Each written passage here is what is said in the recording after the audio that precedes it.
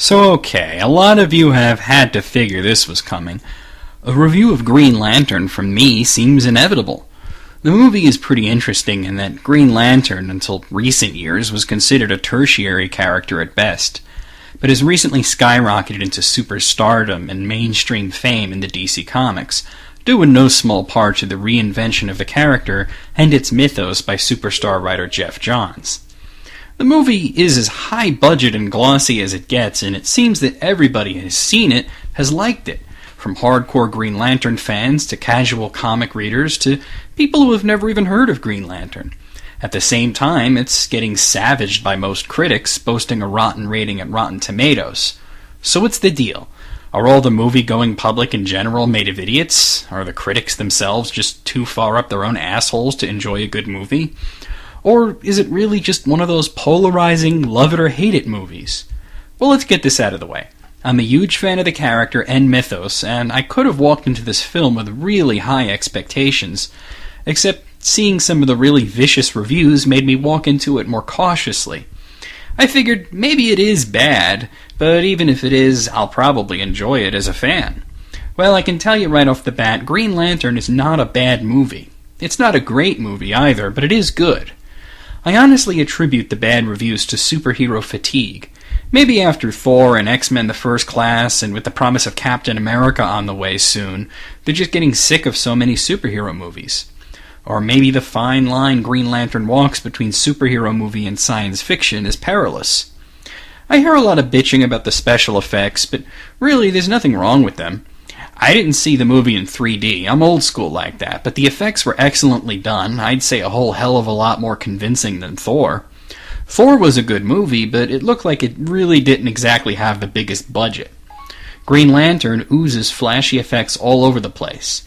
Yes, it's mostly CGI, but let me talk about that for a second. It seems people are willing to embrace CGI as long as it doesn't look like it's CGI, which seems silly to me. Yes, the Green Lantern costume is CGI, but why wouldn't it be when it's made out of energy? The Green Lantern costume and constructs have an ethereal quality that you would expect from something that's just made out of light and energy. It's not supposed to look like Avatar, so expecting that is a bit much.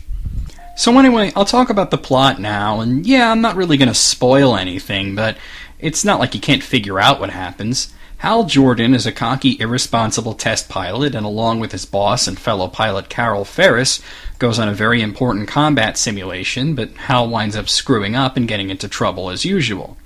Meanwhile, in an entirely different part of the galaxy, a powerful being known as Parallax is accidentally discovered and awakened on the planet Raya.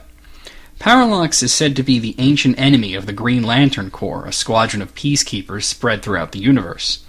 Previously, Parallax had been defeated and imprisoned by Abin Sur, and the first thing that it does is go after Abin Sur for revenge. Abin becomes badly wounded and escapes his sector house in an escape pod which heads to the nearest inhabited planet, Earth, to select a new Green Lantern. Abin Sur crashes on Earth and his ring chooses Hal to be the new Green Lantern. Hal takes the ring and buries Abin Sur, but he's discovered by the government, who get a xenobiologist named Hector Hammond to examine the body. While doing this, Hammond becomes infected by a piece of Parallax hidden in Abin Sur's wound, and gains telepathic and telekinetic abilities, which seemingly drive him to the brink of insanity. Hal does a brief stint of training on Oa as a Green Lantern, but after a stern lecture from Sinestro, the leader of the Green Lanterns, who sees Hal as being unworthy, he quits his training and returns to Earth. Beyond that, I won't say much without spoiling the movie, but it all builds to the inevitable battle between Hal and Parallax. The movie is exciting and fresh, the humor isn't forced and doesn't come off as cheesy, and there's more than enough action.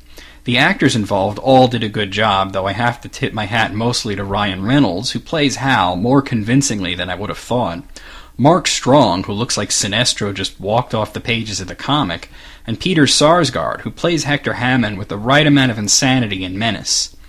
It's kind of sad that some characters, such as Tomar Ray and Kilowog, aren't really in the movie much, especially with great voice talents like Jeffrey Rush and Michael Clark Duncan. Kilowog especially really needed more lines. The movie can also drag in the middle. A few times it seemed to be retreading the same character development, but it does go into the final act before it gets to be a problem. Doing an origin story is tough, as it can become too long and protracted, but rushing through it is not a good idea either. I think that more scenes on Oa and less on Earth would have helped, but it does wind up worth it for the final scenes. Overall, Green Lantern is a decent film. I'd say it's slightly better than Thor, but it isn't on the level of something like Batman Begins, The Dark Knight, Watchmen, or Iron Man. It does a great job of bringing the lore and grandiose mythos of Green Lantern to life, albeit with a few understandable changes, while also being accessible to anyone who isn't exactly a fan. I'll give it an 8 out of a possible 10. It's a bit rough around the edges, so it never attains greatness, but it is definitely a solid film.